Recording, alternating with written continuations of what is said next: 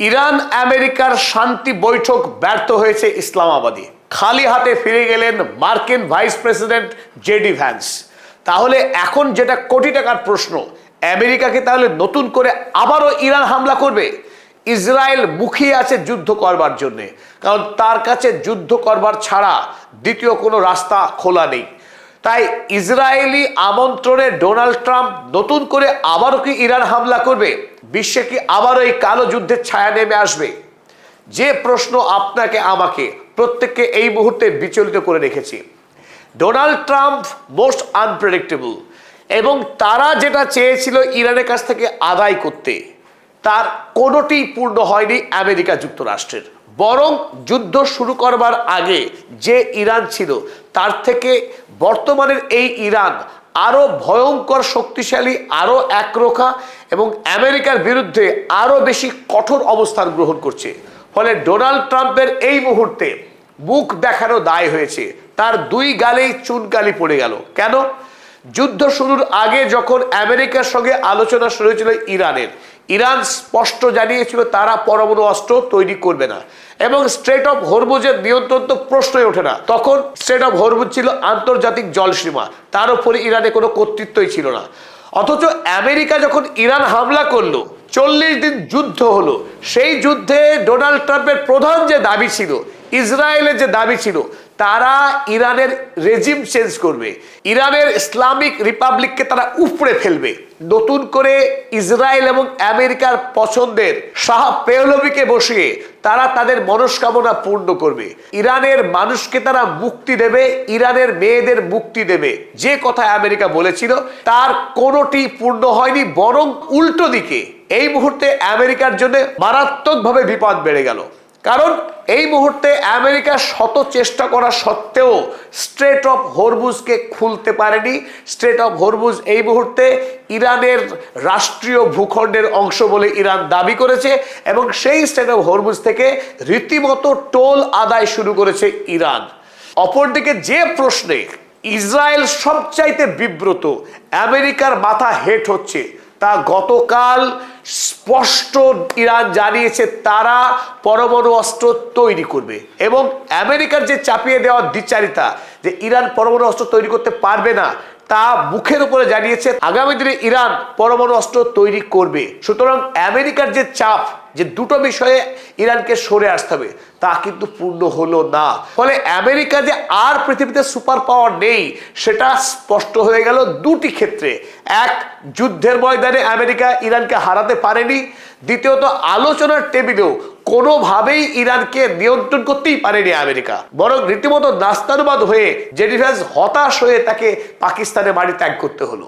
স্বাভাবিকভাবে এই মুহূর্তে আমেরিকার যেটুকু সম্মান আছে, বিশেষ করে যেটুকু অহংকার আছে, পৃথিবীর সবচাইতে শক্তিশালী রাষ্ট্র, সেই শক্তিশালী রাষ্ট্রের যে তকমা এখনো ডোনাল্ড ট্রাম্প মাথায় মুকুট হিসেবে পড়ে রয়েছেন, তার কি হবে? পৃথিবীকে আর কোনোভাবেই আমেরিকা যুক্তরাষ্ট্রকে সুপার পাওয়ার বলে মানবে? যে রাষ্ট্রকে ইরান ফুৎকারে উড়িয়ে দেয়, তাহলে আমেরিকার কি হবে? ইসরায়েলের কি হবে? তারা কি চুপচাপ মেনে নেবে তাদের পরাজয় হয়েছে? নতুন করে আর কোনো আলোচনায় না গিয়ে যে অবস্থায় আছে ইরান, সেই অবস্থায় রেখে দিয়ে আমেরিকা বেরিয়ে যাবে তার মুখ রক্ষা করে? নাকি নতুন করে আবারও ইরানের সামরিক হামলা চালাবে? যে স্বপ্ন তাদের পূরণ হয়নি, সেই স্বপ্ন পূরণ করতে আসবে। যদি আবারও ইরান হামলা করে আমেরিকা, তাহলে কি তারা বিজয়ী হবে? যদি বিজয়ী না হয়, তাহলে আমেরিকার কি হবে? আমেরিকার সাম্রাজ্যের পতন আনুষ্ঠানিকভাবে লিখিত হয়ে যাবে দ্বিতীয়বার হামলা করে যদি ইরানকে কাবু করতে না পারে। আর এ বিষয়ে তো খুব জোর দিয়েই বলা যায়, ইরানকে ধ্বংস করা যাবে না কোনোভাবেই। 40 দিনের যুদ্ধে ইরানের যে সামরিক অস্ত্রের সম্ভার, তার আংশিক পর্যন্ত ক্ষয় হয়নি। আমেরিকার গোয়েন্দা রিপোর্টই বলছে যে ইরানের কাছে এখনো হাজার হাজার মিসাইল রয়েছে, হাজার হাজার ড্রোন রয়েছে। প্রতি মাসে ইরান 10,000 করে ড্রোন তৈরি করে, কত সংখ্যক মিসাইল তৈরি করে তার সঠিক হিসাব নেই। ফলে ইরানকে এঁটে ওঠা অত সহজ কথা নয় আমেরিকার জন্য।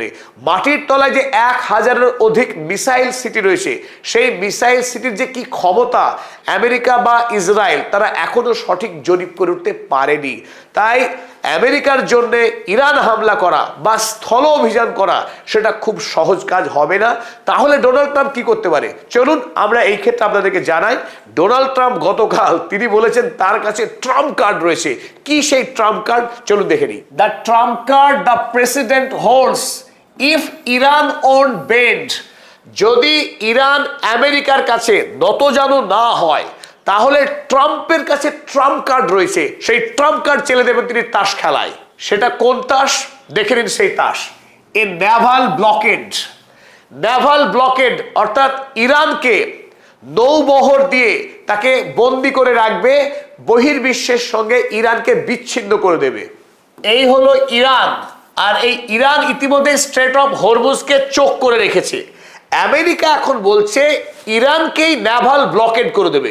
এর অর্থ এই আরব সাগরে ওমান থেকে এই পাকিস্তান পর্যন্ত এই বিস্তীর্ণ জলসীমা আমেরিকা তারা জাহাজ এনে এই রাস্তা বন্ধ করে দেবে। ফলে ইরান থেকে কোনো জাহাজ, তৈলবাহী জাহাজ পৃথিবীর বাজারে ছড়িয়ে পড়তে পারবে না, বা চীন বা পৃথিবীর অন্য কোনো দেশের জাহাজ তেল আনতে আর ইরানে পৌঁছতে পারবে না। ফলে ইরানকে আন্তর্জাতিক বাণিজ্য জগৎ থেকে বিচ্ছিন্ন করে রেখে দেবে। ফলে ইরানের অর্থনৈতিক এবং সামরিক বিপর্যয় ঘটবে। যে খেলা আমেরিকা ভেনেজুয়েলার সঙ্গে খেলেছিল, যে খেলা আমেরিকা এই মুহূর্তে কিউবার সঙ্গে খেলছে, ওই একই খেলা খেলতে চাইছে ইরানের সঙ্গে। কিন্তু নেভাল ব্লকেড করে কি ইরানকে ধ্বংস করা সম্ভব? আমেরিকা কি পেরে উঠবে? আপনার কি মনে হয়? আমাদের মনে হয় কোনোভাবেই ইরানকে ব্লকেড করা সম্ভব নয় আমেরিকার পক্ষে। তার হাতে গরম কিছু প্রমাণও রয়েছে। যে 40 দিনের যুদ্ধ হলো আমেরিকার সঙ্গে ইরানের, সেই যুদ্ধে ইরান মারাত্মকভাবে জখম করে দিয়েছে আমেরিকার গর্বের প্রতীক ইউএসএস জেরাল্ড আর ফোর্ড, সেই বিরাট বড় যুদ্ধ বিমানবাহী রণতরী, ইউএসএস আব্রাহাম লিঙ্কন, ইউএসএস ত্রিপলির মতো বেশ কয়েকটি যুদ্ধ জাহাজ, গাইডেড মিসাইল। সেই যুদ্ধ জাহাজগুলো এই মুহূর্তে ইউরোপ আমেরিকার বিভিন্ন কারখানায় গিয়ে তারা মেরামতির কাজ করাচ্ছে, কারণ তারা এখন ব্যবহারে অযোগ্য হয়ে পড়েছে। সেই সমস্ত জাহাজে ইরান এমনভাবে মিসাইল হামলা চালিয়েছে যে তারা আর কোনোভাবেই এই আরবের জল সীমাতেই থাকতে পারেনি। তাই আমেরিকার নৌশক্তির কতটুকু দম আছে ইরানের তা পরীক্ষা করা হয়ে গেছে। আর সাম্প্রতিক অর্থাৎ গত পরশুদিন আমেরিকার গোয়েন্দা দপ্তর যে খবর প্রকাশ করেছে তাতে ইতিমধ্যেই ডোনাল্ড ট্রাম্পের রক্তচাপ বেড়ে গেছে। খোদ শি জিনপিং এর পক্ষ থেকে চীনের এক বিরাট বড় যুদ্ধ জাহাজ অস্ত্র ভর্তি হয়ে ইরানের পথে রওনা দিয়েছে। যে যুদ্ধ জাহাজে আকাশ সুরক্ষার একাধিক অস্ত্র, এমনকি নতুন করে জাহাজ ধ্বংসকারী মিসাইল 302 সেই মিসাইলও থাকার খবর পাওয়া গেছে। ইরানের কাছে ইতিমধ্যে নিজস্ব আবু মাহাদি সহ একাধিক যুদ্ধ জাহাজ ধ্বংসকারী মিসাইল রয়েছে। ইরানের কাছে কত মিসাইল স্টক রয়েছে সেটা আমেরিকার পক্ষে গুণে শেষ করা সম্ভব না। তাই প্রথমত নেভাল ব্লকেড ইরান হতেই দেবে না। যদি ব্লকেড করে মুহূর্তে মিসাইল মেরে ধ্বংস করে দেবে। তবে আমরা ধরেই দিলাম তর্কের খাতিরে যে ইরান আমেরিকার এই যুদ্ধ জাহাজগুলোকে ধ্বংস করলো না, ব্লকেড রেখে দিল। আমেরিকা সফলভাবে তারা এই ব্লকেড তৈরি করেই রাখলো। তাহলে পৃথিবীর কি হবে? ফলে একদিকে Iran strait of Hormuz blocked করেই রেখেছে, এই দিক দিয়ে অধিকাংশ জাহাজ কিন্তু আর বেরিয়ে আসতে পারছে না ইরানের অনুমতি ছাড়া। অপরদিকে দ্বিতীয় ব্লকেড যদি আমেরিকা করে দেয়, ফলে এই পারস্য উপসাগর থেকে 20% তেল পৃথিবীর বাজারে ছড়িয়ে যায়। আমেরিকা এবং ইরানের ডবল ব্লকেডের ফলে পৃথিবীর বাজারে জ্বালানির তীব্র সংকট হবে, পৃথিবীর অর্থনৈতিক ব্যবস্থা ভেঙে পড়বে, এমনকি আমেরিকা যুক্তরাষ্ট্রের সাধারণ মানুষ খেতে না পেয়ে মরবে। তাই ডোনাল্ড ট্রাম্পের আগামী নভেম্বর মাসে যে মিড টার্ম ইলেকশন রয়েছে, সেই ইলেকশনে ডোনাল্ড ট্রাম্পের রিপাবলিকান পার্টির ভরাডুবিত হবেই। আমেরিকায় অর্থনৈতিক বিপর্যয় নেমে আসবে, বিপর্যয় নেমে আসবে ইউরোপ মহাদেশে, এশিয়া তো রইলই বাকি। তাই গোটা পৃথিবীর জন্য এই নেভাল ব্লকেড খুব একটা স্বাস্থ্যকর হবে না। ইরানকে জব্দ করতে গিয়ে আমেরিকা, ইউরোপ সহ গোটা পৃথিবী জব্দ হয়ে যাবে। বরং ইরানের কাছে রেজিস্ট্যান্স ইকোনমির পাওয়ার রয়েছে। পৃথিবীর মধ্যে সেই দেশ ইরান যে সত্যিকারের আত্মস্বাবলম্বী, আত্মনির্ভরশীল। তার কাছে খাদ্য, জ্বালানি, অস্ত্র সমস্ত বিষয়ে ইরান নিজের উপরে নির্ভর করে বেঁচে থাকার ক্ষমতা রাখে। তাই এই আরব সাগরে নেভাল ব্লকেড করে ইরানের খুব বেশি ক্ষতি করা যাবে না। পরিশেষে আপনাদেরকে একটি মজার গল্প শোনাই। গতকাল ডোনাল্ড ট্রাম্প জানিয়েছিল আমেরিকা থেকে জাহাজ এসেছে স্ট্রেট অফ হরমুজে, সেখানে ইরান যে ল্যান্ড মাইন, ইরান যে নেভাল মাইন পুঁতে রেখেছে স্ট্রেট অফ হরমুজে, এই হরমুজের বিভিন্ন জায়গায় ইরান এরকম নেভাল মাইন পুঁতে রেখেছে। সেই নেভাল মাইন থাকার কারণেই জোর করে কোনো দেশের জাহাজ এই চোকিং পয়েন্টকে পার করতে পারছে না। কারণ যদি ভুল করে জাহাজ এই মাইনের উপর দিয়ে যাওয়ার চেষ্টা করে, এই মাইন বিস্ফোরণ হয়ে যাবে, আর এই মাইন বিস্ফোরণ হয়ে গেলে জাহাজ যত বড়ই হোক না কেন মুহূর্তেই ধ্বংস হয়ে যাবে। ফলে ইরান এই পুরো স্ট্রেট অফ হরমুজকে এই মুহূর্তে মৃত্যুপুরী করে রেখেছে। তাই যতদিন না পর্যন্ত ইরান এই মাইন না তুলে নিচ্ছে, ততদিন এই স্ট্রেট অফ হরমুজ আন্তর্জাতিক বাণিজ্যের জন্য নিরাপদ নয়। তাই গতকাল ডোনাল্ড ট্রাম্প গর্বের সঙ্গে ঘোষণা দিয়েছিলেন যে তার দেশে জাহাজ নেমেছে এবার স্ট্রেট অফ হরমুজে, সমস্ত মাইনকে এবার তুলে ফেলবে। আর এই স্ট্রেট অফ হরমুজকে বিশ্বের জন্য উন্মুক্ত করতে আসছে মহান দেশ আমেরিকা যুক্তরাষ্ট্র। তারপর দুটি জাহাজ যখন এই স্ট্রেট অফ হরমুজে কাল প্রবেশ করে, তখনই ইরানের IRGC সরাসরি 30 মিনিটের ওয়ার্নিং দেয়। তারা যদি 30 মিনিটের মধ্যে এই স্ট্রেট অফ হরমুজ ত্যাগ না করে, তাহলে তাদের ধ্বংস করে দেওয়া হবে। আর ইরানের কাছ থেকে এই সতর্ক বার্তা পাওয়ার পর আমেরিকার দুই জাহাজ তারা 30 মিনিটের আগেই আরব সাগর দিকে পালিয়ে যেতে বাধ্য হয়। এই যে আমেরিকার যুদ্ধজাহাজ ইতিমধ্যেই ক্ষতিগ্রস্ত হয়ে পালিয়েছে আরব সাগর থেকে, গতকাল আসা দুটো জাহাজ তারাও পালিয়েছে, সেই আমেরিকা নতুন করে নেভাল ব্লকেটের কথা বলছে। তাই ইরানের সঙ্গে স্ট্রেট অফ হরমুজে কোনো পাঙ্গা নিয়ে আমেরিকার খুব একটা লাভ হবে না, তা ইতিমধ্যেই বিশ্ববাসীর কাছে প্রমাণিত। তার সাথে রইল রাশিয়া, রইল চীন।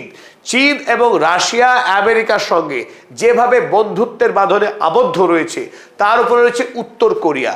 তাই চীন, রাশিয়া, উত্তর কোরিয়া এবং ইরানের যে মৈত্রী, সেই মৈত্রীর শক্তিকে হারিয়ে আমেরিকার কোনোভাবেই এখানে নেভাল ব্লকেট বেশি দিন তৈরি করে রাখা সম্ভব নয়। কারণ চীন ইরানের কাছ থেকে সর্বাধিক তেল কিনে থাকে। চীনের তৈলবাহী ট্যাঙ্কারকে আমেরিকা আটকে রাখতে পারবে, সেটাই এখন দেখার। তাই এই যুদ্ধে শুধু ইরান নয়, ইরান যদি নাও লড়ে, চীনকে আটকানো আমেরিকার পক্ষে খুব একটা সহজতর হবে না। তবে Donald Trump most unpredictable president, আজ ঘুম থেকে তিনি কি সিদ্ধান্ত নেন বা কাল বা পরশু যে কোনো সময় অতর্কিতে ইরানের উপরে হামলা হয়ে যেতেও পারে। একথা কখনোই বলা যাবে না যে আমেরিকা আর ইরানকে হামলা করবে না।